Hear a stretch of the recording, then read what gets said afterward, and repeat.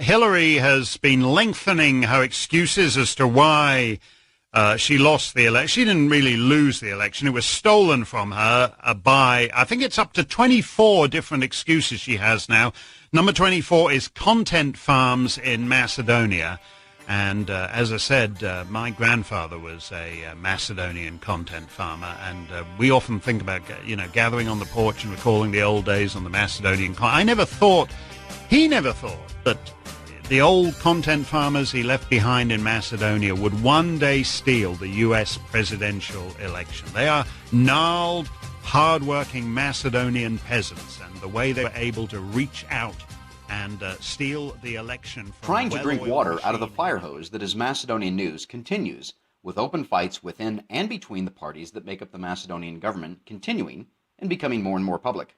Meanwhile, a key member of parliament and supporter of the government's own version of the Spanish Grand Inquisitor, and a leading so-called quote-unquote colorful revolutionary, Pavle Bogoevski, resigns from parliament after being secretly recorded buying cocaine. Awkward! Speaking of drugs, the Global Initiative Against Transnational Organized Crime recently released its Hotspots of Organized Crime in the Western Balkans, which made quite a stir in the news media and proves that the region is a hot mess of criminal activity in dealing with and transporting drugs. And just who are the criminals? We'll discuss all of this and more on this episode of the Macedonian Content Farmers Podcast. I'm Jason Migo, coming to you from the foot of the Catalina Mountains in Oro Valley, Arizona. And this is Tsvetan Shelemanov calling in from Skopje, Macedonia. How you doing today, Svetan? Nice. Can't complain. Did some grilling. Nice. Doing some podcasting now. Yes. Same old. Oh, good. Well, today we should let our listeners know that we are recording this on Sunday, May 26, 2019. It is the European elections. But before we get into that and everything else, I just have to say I am now, believe it or not, Svetan, I am now in my 24th year with Macedonia. A life well spent? Yeah, I think it was excellent. Yes. Very good time well spent. A life well spent, yes. Yesterday was, to the day, 23 years, May 25, 1996, when I first set foot in Macedonia.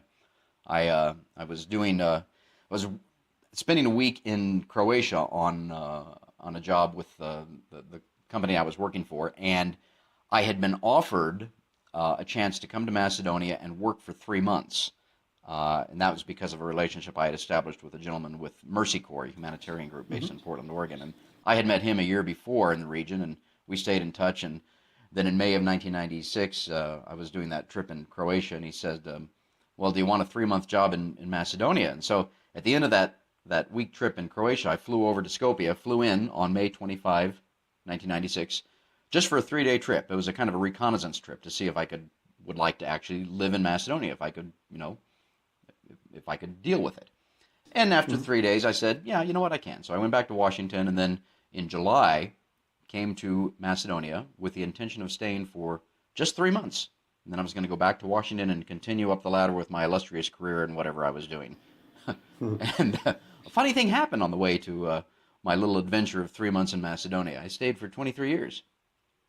And counting. We took a wrong turn at Albuquerque, as you would say in the cartoon. That's an old Bugs Bunny, yeah, exactly, yeah. So, but I'm glad. And the reason that I stayed for 7 years straight living in Macedonia and working in the region from '96 to 2003, and then I came home to Arizona. I bought a home here, but then went back and forth. And obviously, the fact that we're doing the Macedonian Content Farmers Podcast and the fact that I write a weekly column for Macedonian newspapers is just one example of the fact that I'm still committed to and involved with Macedonia. But the reason I am is because when I first came there 23 years ago, going on 24 now, was because the Macedonians opened up their homes and their hearts to me, a stranger. And for that, I am forever grateful. And we're definitely better off for it. Well, in many ways. Yeah, well, I've learned so much in those 23 years that Macedonians have taught me, and that's something that I will never ever regret. It's something that money can't buy. It's experiential. You have to experience these things to appreciate and understand them. So, But anyway, that's my own and it's personal. been long 24 years. Yeah, exactly. So that's my own. Well, actually, so think about this. Next year, this day next year, I'll be able to say I'm going into my 25th year, a quarter century. So. Yep. I'm looking forward to that. And it's been an eventful one and yeah, event-filled one. Well, it always is. And as I said at the top of the monologue, this is trying to follow news and events in Macedonia. For those of us that follow it, and certainly for Macedonians who live it, is like trying to drink water out of a fire hose. It's just impossible, it seems. And again, today are the elections within the European Union. Macedonia obviously is not participating in that. Thankfully, or ever, yeah, exactly. So, but the way things are going. Yeah, but I started off talking about kind of the discord between and within the political parties in Macedonia, especially the government party, Citizen, Dewey, and whatnot. I was just kind of perusing the news before we got on with the podcast here, and as we talked about earlier in preparation for this, some of the fights that are going on. I see that Zayev's quote unquote Operation Broom is now in effect. This evening. This evening, okay. So why don't you bring everybody up to date on who he's getting rid of? Well, they're meeting this evening to decide, but as we discussed on this podcast, he has no authority to dismiss anybody. Honestly, he can only dismiss people he put himself in the government, and this is a net loss for him. He would very much like to do away with some of the Skopjaners, the Skopjan wing of his party, which is run by Shekerinska, but he can't do it without enraging her. He would maybe want to cut a few Dewey members so he can show that he is the boss of Ali Ahmeti in the Dewey party, but he obviously is not. So he can't do that either. He can cut his own people, but like Oliver Spasovsky or Kocha and Jushev, but what's the point of that? What it profits him nothing. Right. But he has to do something. He promised this to his voters, and they're eagerly baying for blood. I mean, the usual, in the best tradition of the left here, they're eating themselves up, and he's supposed to come up with some names maybe this evening, or at the least in a few weeks, as he promised in the first half of June. And he can do none of this. So it's a very difficult position for him. Well, yeah, and the saying is true now and always. The revolution always devours its own. And so we go back up to what I said earlier about Pavle, and after being recorded mine campaign, and he's a leading member of the so-called Colorful Revolution, resigned. And then I understand that other people before that were calling for him to resign, and of course he did. But this is an example of the circular firing squad, and they're going to start going after each other. Now I saw a news item earlier that the transport minister, what's his name? Goran Sugareski. Yeah. Now he would be a person who is not from the Skopje wing. He's the Prilep wing. Okay. So he could count sort of like a more Zaev person than Shekerinska person. So if he dismisses him and he puts in a proper Strumica person, a guy who does business with his brother, with Zaev's brother, so this would be like something he could marginally improve his own position without endangering Shekerinska's position, but then it would just generate even more bad blood against him across the country. He lost Prilep, right? So dismissing Sugarevsky would just next time around when it counts even more. And of course he's the minister that stopped a number of major transportation projects. I think it's the Kichivo Okres. Yeah, they're trying to blackmail the Chinese, and good luck with that. To extract more funding from them, or they were trying to make it look like they built a highway, improperly, that they made mistakes in the highway, which the Chinese were looking at them. We've been doing major infrastructure deals for more than 1,000 years, and who are you to tell us? And you can't just blackmail them. You can't just play hardball with a country like 500 times bigger than you. And I'm eagerly waiting for them to open the highway to Stip, which was 80% finished when they defenestrated Gruevski, and they still haven't opened it.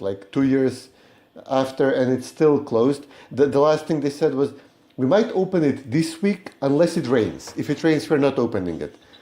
What? It's ridiculous. It's amateur hour. You can't open a highway because of the rain? It's amateur hour. It's horrible.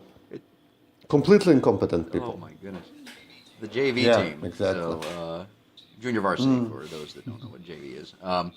Oh, that's fascinating. Well, we'll see. We'll see what Zayev, if he can get his boss Ali Ahmeti to agree to anything, or his boss Radmila Shekarinska to agree to something.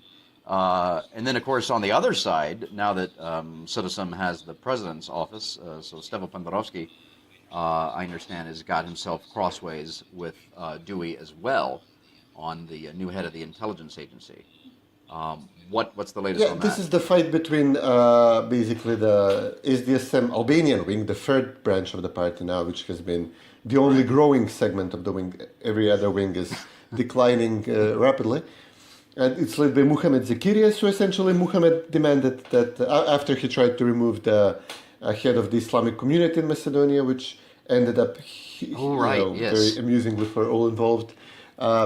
Now he got Stevo Pendarovsky to appoint one of his friends as head of the intelligence agency, the first Albanian head of the intelligence agency in Macedonia. It's the smaller of the two large intelligence agencies we have. The Interior Ministry one is bigger by far. But the guy who they appointed was apparently busy doing leaking information against the Dewey in the press.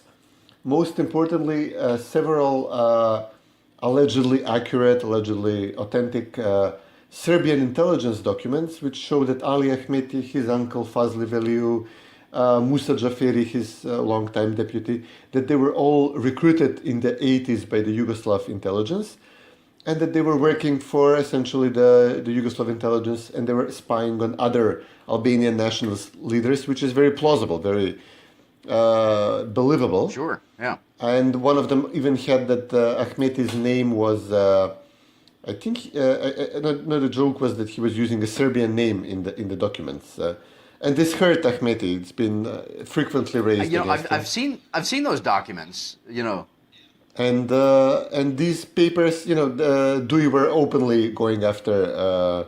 Instead of rejoicing that an Albanian is head of the intelligence agency, they were, batshit crazy when this happened, and they demand that Pendarovsky removes this guy as. This resuscitates the argument: who won the Albanian votes for Pendarovsky? Was it Dewey? Was it Zakiri from SDSM? Was it the Albanian opposition? All three sides are fighting now for leverage in the government. They don't care much about leverage over the presidency, which has low budget, can only hire a few people, and it's a prestige job, but nothing much. They care for leverage in the government, and this is one of the ways they win leverage by demanding concessions somewhere. So maybe they'll let this guy be the head of the less important and not very prominent intelligence organization, but extract concessions elsewhere from Zaev. And speaking of Dewey, that's the party of Ali Ahmeti. In the monologue, I talked about the Global Initiative Against Transnational Organized Crime and their report that they just released, Hotspots of Organized Crime in the Western Balkans. And, who is responsible for the majority of the drug trafficking and drug dealing that's going on in Macedonia? Well, obviously it's Ali Ahmeti's party, Dewey. I have to quote from the report. It says this is regarding one of the borders in Macedonia. A former police officer explains, after midnight, around 3 a.m., police and customs officers often receive orders by their bosses to shut down all cameras and to close their eyes for around a half an hour. For this, of course, they get an appropriate reward. The truck which passes in this time belongs to a criminal group who divide the profit with the high officials of the Albanian ruling party. Not far from the official border crossing is an illegal route that is used by criminal groups who traffic goods by trucks, tractors, and horses. And this is all in that report. And this is the thing, Svetlin, I think. And this is just, I'm talking off the top of my head based on what I know about, the Balkans and the United States and the government and what's going on in terms of the issue of drug trafficking, which also includes trafficking in illegal weapons and trafficking in people, women, and young girls especially. This is something that the United States government doesn't tolerate. And this could be the one issue where finally Ali Ahmeti and his party are brought down. And this is something that I would argue should be brought to the attention of policymakers and decision makers in Washington, D.C., and really zone in, focus in on the issue of the drug dealing, the drug trafficking that goes on in Macedonia and the region, and who controls it. And that is the party of Ali Ahmeti and his comrades. I think this is more something which should be presented before the European countries, which apparently care much more about this issue, because they're the ones who are supposed to be living with us. As Pendarovsky famously threatened them, we'll be sending the migrants and our criminals if you don't give us accession talks. The U.S., historically these types of smuggling existed through Yugoslav times. Yugoslavia partially funded itself through smuggling heroin drugs to Europe. These are the origins of the Turkish-Afghan heroin trail. Then this was done by the Yugoslav intelligence. So essentially, when Yugoslavia was falling apart, competing intelligence commanders, officers were fighting, jostling for positions in controlling this trade. When both Greece imposed an embargo on Macedonia and the whole world imposed an embargo on Serbia over its wars, this was by far the most lucrative business here. There were jokes about, leaving a customs guy at, in charge of a shift, a border crossing for one shift, and he can retire the next morning. This is how they made their money. Yeah, that was actually one of the first jokes I ever heard when I came over there. But it was on the lines of, okay, so Darko is getting married next week. What is the wedding gift we're going to give him? Well, let's get him a car. He said, no, that's not enough. No. Well, and of course Darko is a border guard, and he said, no. Well, let's buy him a house. No, that's not enough. Said, all right, what we'll do is we'll just let him run the entire customs operation for one evening, and that would be more than enough for his wedding present. So they say no, it's way too much. It's too much. Is the response in the version I know? Exactly. Yeah.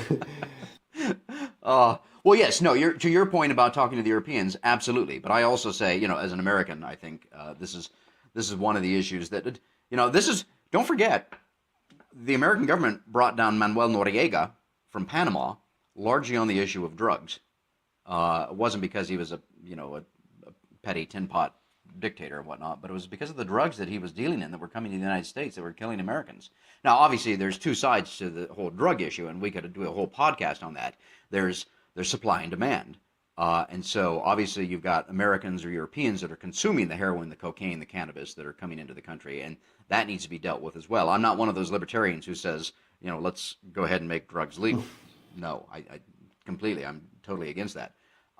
So that's the one side. But on the other side, you have the supply, and that is what we're talking about right now, which is Ali Ahmeti and Dewey and the criminal gangs that run around Macedonia and the Balkans. And as this report points out, if you read the report, it's 52 pages long. It talks about all of the players, and there's ethnic Macedonians and others as well. But the Albanians really have perfected the art of criminality in the region. Yeah. And that's how you're going to bring them down. No, but to be realistic, at one point the U.S. Decided, American diplomats in the region, they decided that it's best for them to use the cigarette smuggling money, the drug money, to bring down Milosevic. This is the excuse. I mean, the famous interactions between American diplomats in Montenegro and Djukanovic to use his sources of funding to fund Serbian opposition. And after the goal was accomplished in 2000, essentially it was a way too lucrative tool not to be used again. So they were since then American diplomats in the region were looking for reasons to deploy the mechanism again. And if you see the way American diplomats are acting right now, their ties with judges, with prosecutors in Macedonia, directly going against one politician, elevating another, they're making a lot of money in this. I mean, and the way, if we see the Dewey vote and the Albanian vote in 2016, the Dewey coalition making in 2017, the Albanian vote for Pendarovsky in 2019, let's not kid ourselves. American diplomats are wholly complicit in this. And it's not that they don't know about the deals being made, they're actively encouraging them, and I'm sure this is part of the blackmail. We blow the whistle on you with our prosecutors on all the dirty dealings you're making. I mean, the U.S. already has a huge dossier on Ahmeti over the Deutsche Telekom scandal, twice prosecuted in New York, and they completely ignore it here in Macedonia. They have the dirt on them. They're using the dirt. It's much more, much more cost efficient to use this with European countries, which are much more responsive to these reports, like the Dutch and the French and the Germans. Yeah. You bring up some good points, and I guess the bottom line to kind of wrap up this section is that, at some point his time will come, and he will be called to account in this life, certainly in the next life, but in this life it'll happen, and hopefully that time is soon. But this is a nice segue to the European elections. Exactly. So, and I have to bring up an old our friend that we like to talk about on the podcast, and I like to write about and use his quotes. Our old friend G.K. Chesterton. Who whoever runs his Twitter account today just put out one of his quotes. The quote: "The test of democracy is not whether the people vote, but whether the people rule." And this is why we see the to use the language of our opponents, the quote unquote nationalists. I like to say the sovereigntists, the people that simply want to be able to rule over themselves. This is why you've seen this surge in Europe and in the United States, and I think we're going to see it in the votes as they come in today, that the people no longer rule themselves. It's been farmed out or usurped, actually, or willingly given by the various national parliaments of the countries that make up the European Union to Brussels. I think it's a combination of things. The individual national parliaments willingly hand over power to Brussels, and of course Brussels gladly takes it and figures out new ways to take even more power. And so I'm kind of going through the Twitter feed live as we record this podcast, trying to see what's going on in the various EU countries. To start with Macedonia's next door neighbor, Greece, it looks like New Democracy is going to obviously beat out Syriza, the leftist coalition. It's actually the coalition of the radical left is what Syriza stands for. I think that's always fun to remind folks. But that's Alexis Tsipras, the prime minister. So New Democracy is going to beat him out by, 4, 5, 6 points, I think. It's not a blowout, but they're going to win. Right. Yeah. And again, as we've talked about in the past with the timeline that's going on here in 2019 in Europe, etc., Greece is scheduled to have normal, quote-unquote, normal parliamentary elections in October. We'll see if New Democracy, based on this vote... Oh, and of course, they actually have the local vote in Greece going on. I haven't even seen any results of that.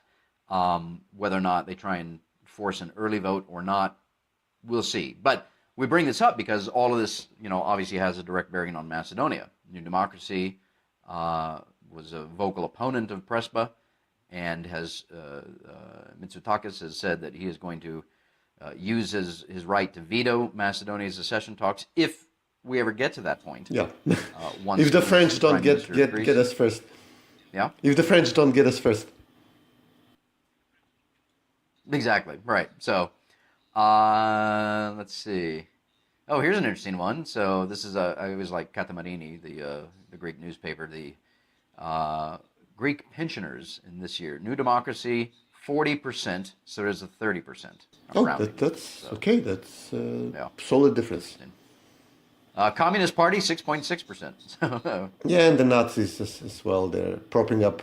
Oh, Golden Dawn, 2.4. Now that's among pensioners. So that's just that demographic. So we've got and then switching over to the United Kingdom.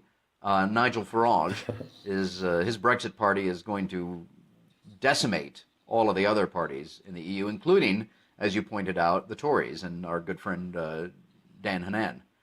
And Orban is winning 55%. Orban will easily be the biggest percentage of votes in any single European country in these elections. His Fidesz party. Wow, fantastic. Well, that's going to put fear and anger, frankly, in the hearts and minds of those in the European Union who demand that the national parliaments of the individual nation states that make up the European Union hand over their sovereignty to Brussels. It's going to make them even more mad. It's going to feed into the quote, again, to use a term that the other side uses derisively against those who believe in sovereignty. It's going to embolden the nationalists, quote unquote, the sovereigntists as we call them, to fight for their rights. I mean, they probably won't win. Yeah. They probably won't take over, be big enough to prevent the center right and the center left, which is being replaced by the Greens now, and the Lib Dems, from forming another centrist coalition where nothing changes.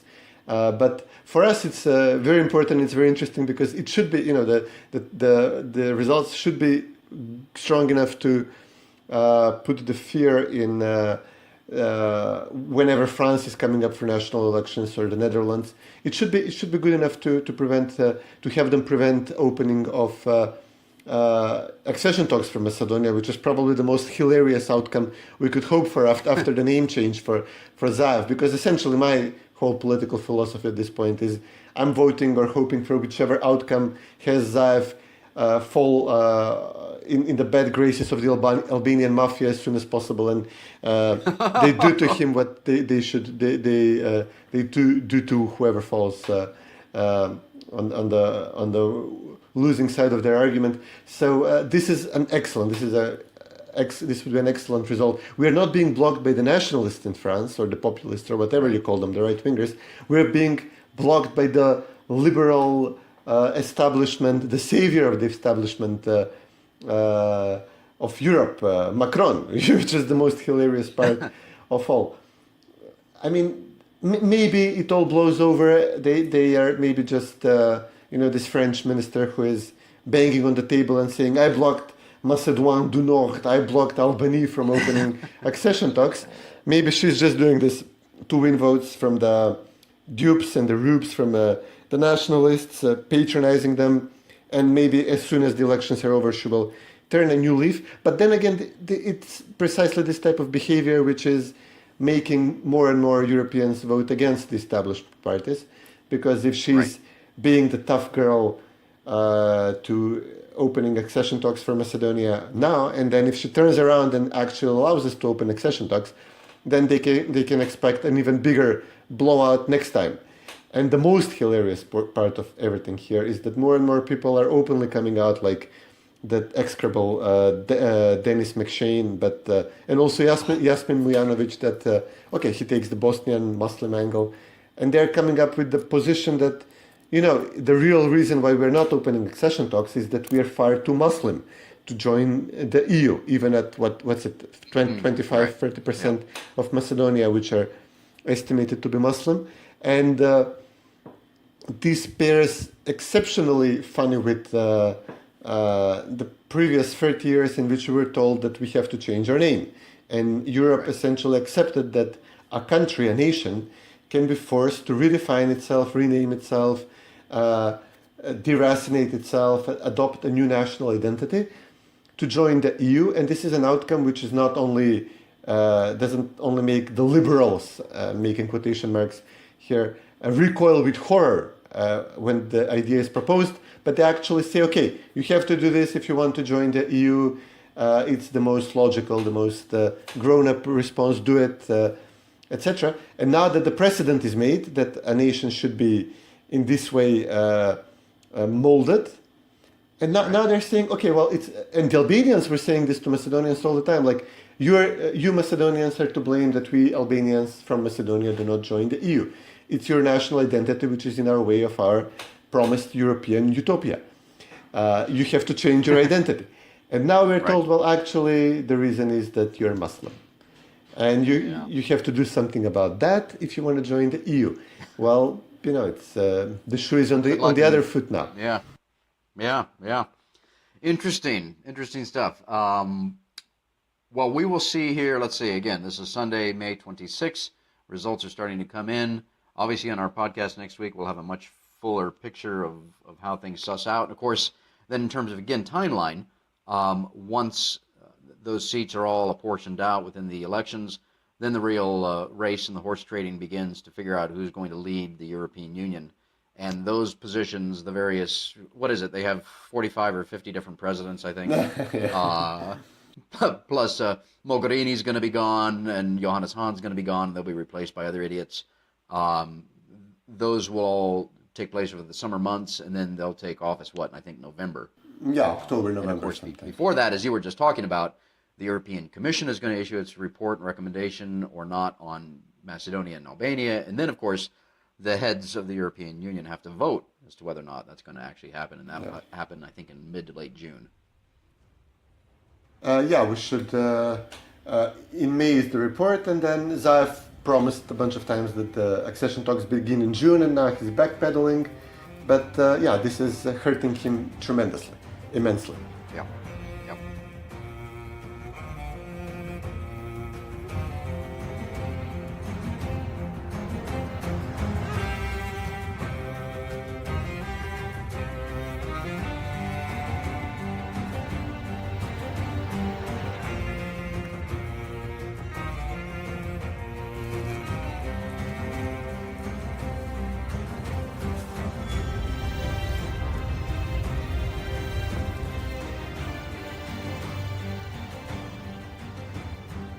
And welcome back to the Macedonian Content Farmers Podcast. Jason Miko and Svetlana Chilamanov talking about all things Macedonia.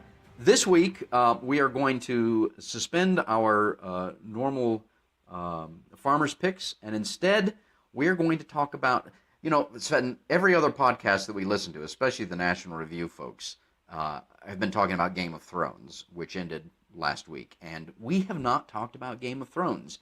And you are our resident Game of Thrones scholar. I am the only American that has never seen Game of Thrones. So, tell you what, instead of our farmers picks, we're going to talk about Game of Thrones to fulfill the desire of our tens of listeners to hear about our take on Game of Thrones. So, Svetlana, and I'll chime in where I can. Svetlana, take it away on the Game of Thrones. Well, the thing I raised the last time was how close to home it all struck, seeing Dubrovnik being burned down again. Right. And, all these scenes of civilians being indiscriminately killed. It was, at one point it felt like it's not England in the War of the Roses. It's the Balkans in the 1990s with the squabbling tribes and the use of air force and artillery against civilians in terror tactics and all sorts of ethnic cleansing and ethnic rivalries. So it was very contemporary for us. Okay, well, in that, and again, as a novice, as somebody who doesn't follow Game of Thrones, and maybe there are a few listeners who haven't watched Game of Thrones. So, in this scenario that you just laid out, who do the dragons represent? Probably not the U.S. Air Force. They were not as much in the face of civilians. They did kill their share of civilians, to be sure, but not as much. I suppose it was the use of artillery against civilian targets, which was mostly done by the Yugoslav army, even multiple rocket launchers against civilian targets. They killed a bunch more people in places nobody knows about, but the shelling of Dubrovnik, the siege of Dubrovnik. Are we talking about the Americans or the dragons? No, the Yugoslav army, the Serbian. Okay. The Serbs had most of the hardware, which I suppose the dragons represent in this situation, and they were probably, I'd say, the most prepared to burn it all down, to rebuild a new world, which was a very prominent part of the Yugoslav army philosophy. If you talk to Yugoslav army officers, they really sounded like, at times, like Daenerys sounds in her last speech to the assembled hordes of her armies and followers. So the Yugoslav army was the main culprit here. They killed so many civilians across Yugoslavia in unknown places, even I hadn't heard of before. But the shelling of Dubrovnik, which was essentially represented in the penultimate episode, was really what made people say, well, this is too far. You're shelling a city which even the Turks, which resisted the Turks and survived the Turkish occupation, and now you're going to destroy it. It's not only killing civilians, it's even anti-civilization in a sense. You're destroying civilization. Right. So, we talked about how the podcast we listen to, the National Review guys especially, and they've talked about it. The ending, the last episode. What's your take? Were you happy with it? Yeah, I mean, they had to end it somehow, and they did. I mean, I wasn't into this. Okay, they should have a girl king. I mean, the girl king actually burnt another female king who was also horrible ruler, and most of female king. Wouldn't that be a queen? Yeah, sure. Right. And none of the male kings were much, had much going for them either in terms of not killing civilians or being, good rulers. My big issue with it all was that they failed to. I would have loved it if it was set in the Glorious Revolution in England or even the Civil War. To have it was very difficult to root for a side because they were all different families. They had claims to the thrones based on blood lineage, which is interesting for a few minutes. But they philosophically they had very little going for them except for Daenerys. But even she failed to present a serious vision for the future. I mean, I would have loved to have seen moving on from the feudal times to the more modern, more industrial period, which was the Glorious Revolution in England or the Civil War in the U.S. So maybe have one side, stick to chivalry codes, but defending aristocratic, landed economic model, while the other is more modern and represents the cities, represents this Hamiltonian versus Jeffersonian division, and maybe one side employing more modern weaponry as to represent its progress. So the chance to have a philosophical side to root for was lost. Daenerys had some moves like she was releasing slaves, but you couldn't really see her extend this notion to a call to release the serfs as well, the feudal peasantry. Mm-hmm. So basically, it was very difficult to pick economically, philosophically appropriate side to root for, and just picking a side based on who is more red-blooded or blue-blooded descendant of whoever. It's very Balkan, but it's very difficult to to root for. And my understanding is, you say it's very Balkan, but I think just based on what I know and what I've read and the little that I've seen, is it just really tells the story of human frailty and the fallenness and the brokenness of all of mankind, whether it's obviously this is fiction, but it shows that throughout all of human history, all of the kingdoms and the nations and the tribes and the clans and whatever, all of that, we are all broken, we are all fallible, we are all part of the crooked timber of humanity, as Kant said.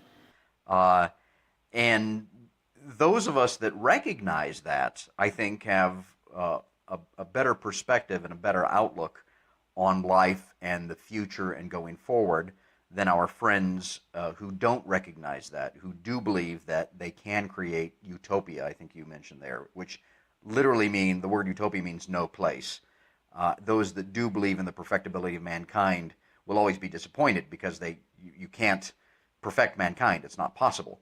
And yet they continue to try to do that, often by force, often through social engineering with taxpayer money, with them doing the social engineering. And so that's my take on it, that it just, the whole series points to that fact that we are all broken and fallible and fallen creatures, and that's just the story of humanity.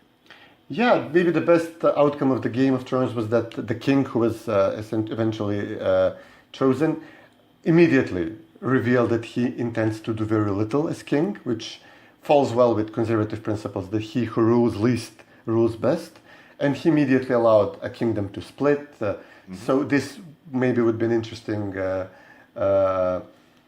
nod to the European elections today and Brexit, as they allowed one of the kingdoms to peacefully, calmly secede, possibly stay within a trading union with the rest of the continent, but do its own thing. But I fear that the way Europe is going, other lessons will be drawn from the Game of Thrones. They are strongly pushing for a very closely, centrally run continent, and the outcome is going to be that maybe we will recreate some of those horrible scenes we saw throughout the series in real life, and pretty soon, unfortunately. Well, that's ironic, because the whole European Union project was envisioned to create peace among the continent, because they had just fought 2 world wars, and millions had been killed, and so we want to create peace. Okay, fine, that's a laudable goal, but the way they're going about it will have the opposite effect, in that they're trying to force, they being the leaders of the European Union, are trying to force people to conform to their vision of what Europe should be, again, by taking away power from the individual sovereign nation states. And they refuse to recognize the fact that people don't necessarily want that. But instead of trying to work with the individual nation states on that, they're trying to force their vision, which is going to have the opposite effect of they're openly talking by now that China is an empire, America is an empire. We have to have our equivalent European empire. Yes. And it's like they're watching Game of Thrones as an instruction manual, not as a warning, or any other element from European. That was the. Yes, that was, I think, the interview that Guy Verhofstadt had with CNN the other day. He's talking about the empires and how Europe must become another empire. Daenerys, yes, queen. Are you accusing Guy Verhofstadt of being a queen? No, I wouldn't. I mean, what's the difference anymore in those countries? Oh, okay, right, yes, yeah. All right, well, this was our cultural relevance portion of the podcast. Well, and again, I don't know if I'm ever going to go back and watch it. We'll see. I don't have, what is it, HBO or Netflix? It's HBO. I don't have HBO. I've got Amazon Prime, and if it comes to Amazon Prime, maybe I'll watch it. But actually, let me ask you this: because this was so successful in terms of monetary gain for the producers, as well as it's watched around the world. Is there any talk of prequels, sequels? You'll be having one-offs? Game of Thrones. Games of Thrones. The guys who did it are actually now doing Star Wars, so I mean, it will be Game of Thrones all the time, anywhere you turn. Saturation. Le Pen just won by 1.5 points, but still. Oh, interesting. Okay. Well, again, we will take this up. This being the European Union elections, we'll take this up on next week's podcast. We'll have results. We will dissect what that means first of all, for Macedonia, of course, and then for the region, and then for Europe. And until then, Svetlana, it's always a pleasure talking to you, and I have a great week. Take care.